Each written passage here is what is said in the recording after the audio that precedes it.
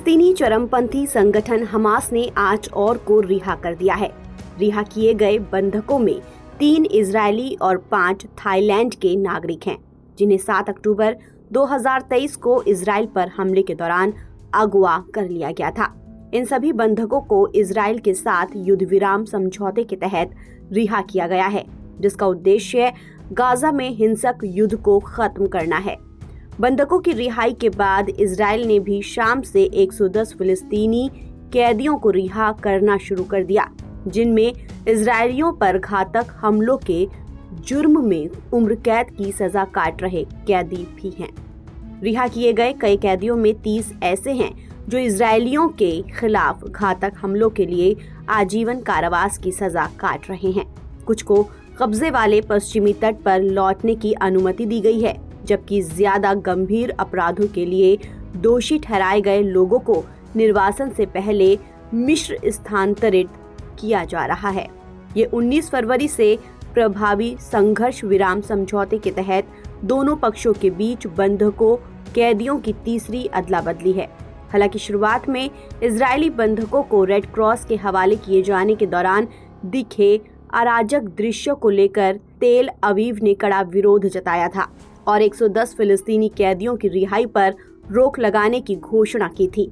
Israel के प्रधानमंत्री Benjamin Netanyahu ने स्पष्ट किया था कि हमास जब तक बंधकों की सुरक्षित रिहाई का आश्वासन नहीं देता, तब तक फिलिस्तीनी कैदियों को आजाद नहीं किया जाएगा।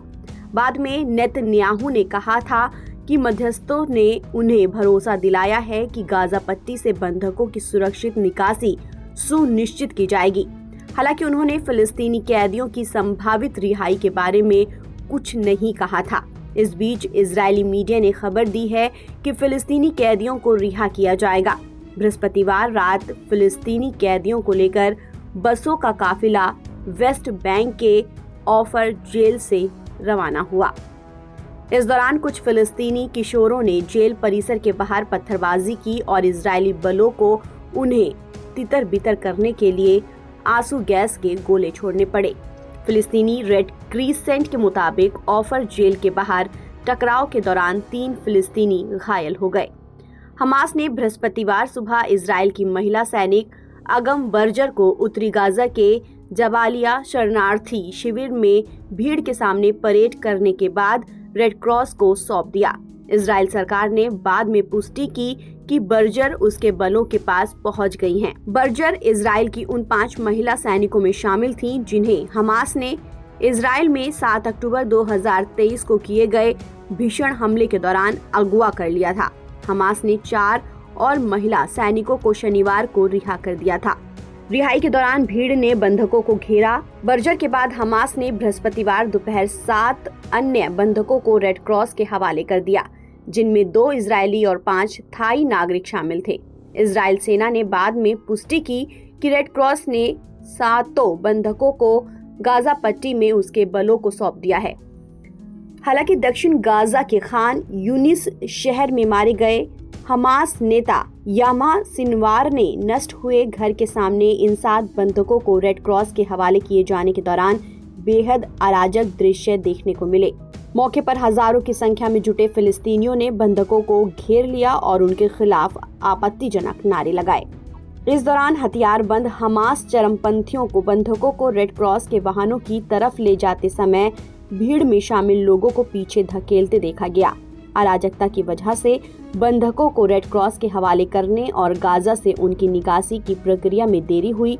बाद में रेड क्रॉस ने बंधकों को गाजा पट्टी में इजरायली बलों के पास पहुंचा दिया। इजरायली सेना ने बताया कि हमास ने बृहस्पतिवार को जिन 8 बंधकों को छोड़ा, उनमें बर्जर के अलावा 29 वर्षीय इजरायली महिला अरबल यहूद, 80 वर्षीय इजरायली बुजुर्ग गादी मोसेस और 5 थाई नागरिक शामिल हैं, जिनकी पहचान वाचारा श्री ओउन पोंग सांग तन्ना, साथियान सुकम, बनावत सिथाओ और सुरसाक लमनऊ के रूप में की गई है। 7 अक्टूबर 2023 को हमास ने इन थाई नागरिकों को उस वक्त बंधक बना लिया था जब ये दक्षिणी इजराइल में एक परियोजना स्थल पर काम कर रहे थे। इजराइल ने कहा कि 8 थाई नागरिक अब भी हमास के कब्जे में हैं, जिनमें से 2 के बारे में माना जा रहा है कि उनकी मौत हो चुकी है। ताज़ा अपडेट के लिए आप बने रहिए NBT ऑनलाइन के साथ।